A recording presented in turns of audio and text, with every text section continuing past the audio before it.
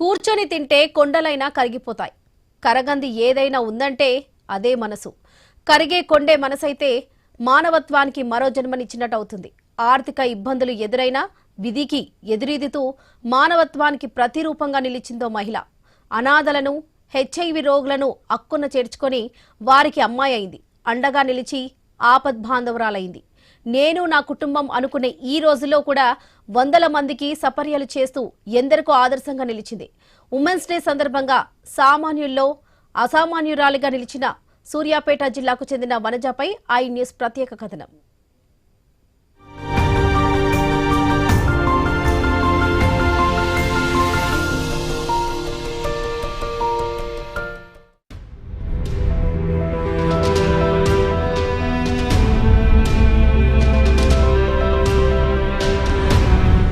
ఎవరో ఒక్కరు ఎప్పుడో అప్పుడు నడవరా ముందుకు అటో ఇటో ఏటో అంటూ మానవతావాదులను ఉద్దేశించి ఓ సినీ రచయిత గొప్పగా చెప్పారు.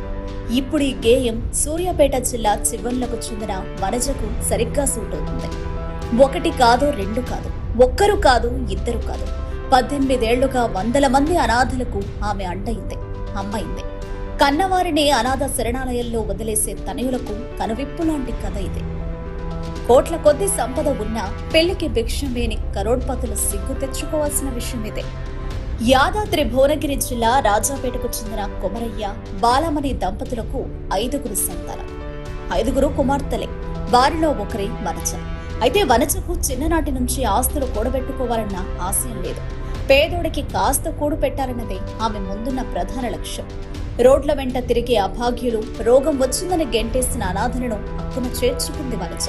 అలా 18 ఏళ్లుగా అనాథలకు ఆశ్రయం కల్పించింది.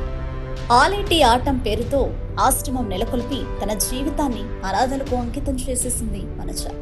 అనాథలను, అభాగ్యులను కంటికి రెప్పలా చూసుకుంటూ వారికి నిత్యం తోడో నీడగా మారింది.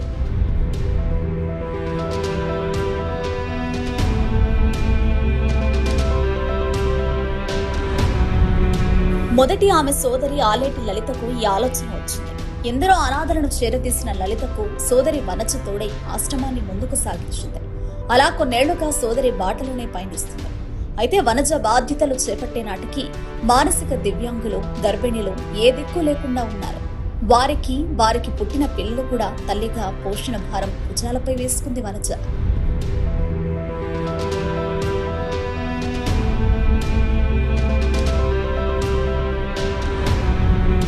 స్పందించే మనసు ముందు నిశ్శబ్దం నీరు కారిపోవాల్సిందే. అందుకే ఎవరి కోసం ఎదురు చూడకుండా ముందడుగు వేసిన వనజ ఎన్నో ఎత్తుపల్లాలను చూసింది. ఆర్థిక ఇబ్బందులు ఎదురవుతున్నా అనాథల ఆకలి బాధలు తీర్చింది. తను కడుపు మార్చుకుని మరి అభాగ్యుల కడుపు నింపింది. తన భర్త సంపాదనను వెనకేసుకోకుండా ఆ డబ్బును మొత్తం ఆశ్రమానికే ఖర్చు పెట్టింది.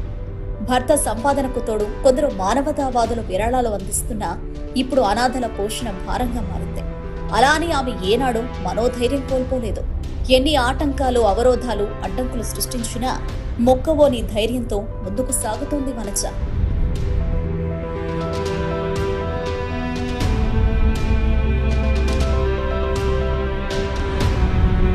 సుదూర తీరాలకు చేరాలన్నా ఒక్క అడుగుతూనే మొదలవ్వాలి. అలా ఒకరు, ఇద్దరు, ముగ్గురు ఇలా పెరుగుతూ వెళ్లారు. ఆశ్రమంలో ఇప్పుడు 100 మంది అయ్యారు. స్పందించే మనసు శిలగా మారిన హృదయాలను చలించేలా చేసింది. ఇలా ఏ సంబంధమో లేకుండా మానవ సంబంధం అనుకున్న నినాదమే ఎంతో మందిలో చలనాన్ని తీసుకొచ్చింది. దాంతో విరాళాల రూపంలో వనజకు మరికొంత మానవతావాదులు తోడవడంతో ఆశ్రమానికి ఆయువునిచ్చినట్టయింది.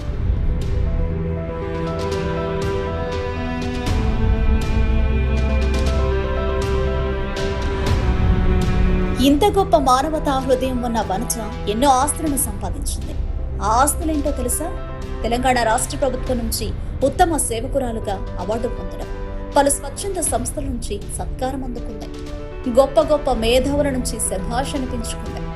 ఆస్తుల కోసం కన్నవాళ్లనే దూరం చేసుకునే ఈ రోజుల్లో ఏ స్వార్థం లేకుండా అనాథలకు అండగా నిలిచిన వనజ అందరికీ ఆదర్శంగా నిలిచింది.